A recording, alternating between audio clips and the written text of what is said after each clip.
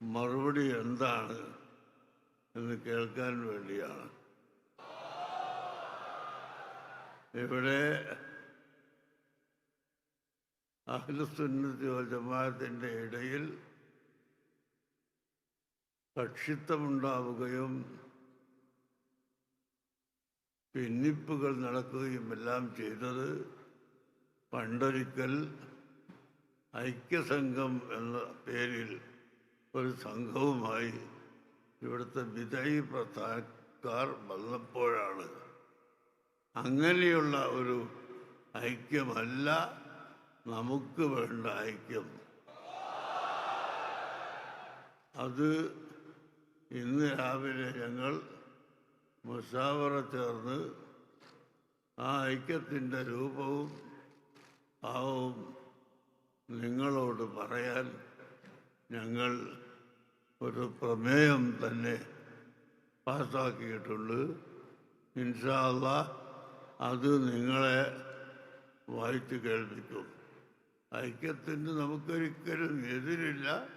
പക്ഷേ ഐക്യമുള്ളപ്പോൾ ഐക്യസംഘം രൂപീകരിച്ച് അനൈക്യമുണ്ടാക്കിയ ആ കാലഘട്ടത്തിൽ ജീവിക്കുന്ന ഒരു മനുഷ്യനും ഇവിടെ ഇപ്പോൾ ഹയാത്തിൽ ഇല്ലെന്നാണ് നമ്മുടെ അറിവ്.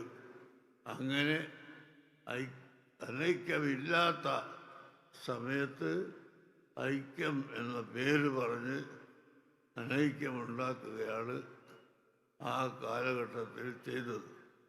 1300 കൊല്ലം വരെ നിരാക്ഷേപം അംഗീകരിച്ചും ആചരിച്ചും വന്ന പല നടപടികളെയും ചോദ്യം ചെയ്ത് അല്ലാഹു തആല കഠിനമായി വിരോധിച്ച പലിശ, അത് വാങ്ങാനുള്ള ഹീലത്തു റിബ എന്ന പേരിൽ ഒരു പുതിയ സംഘടനയുണ്ടാക്കി.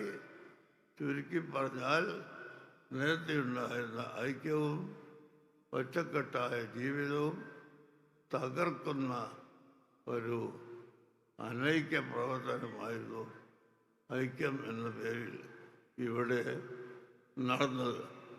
ആ വിധത്തിലുള്ള ഐക്യമല്ല യഥാർത്ഥത്തിലുള്ള ഐക്യം.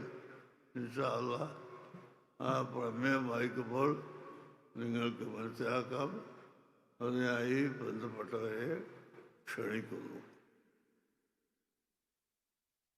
ഹക്കിനെ ഹക്കായി മനസ്സിലാക്കി പ്രവർത്തിക്കാനും പിന്തുടരാനും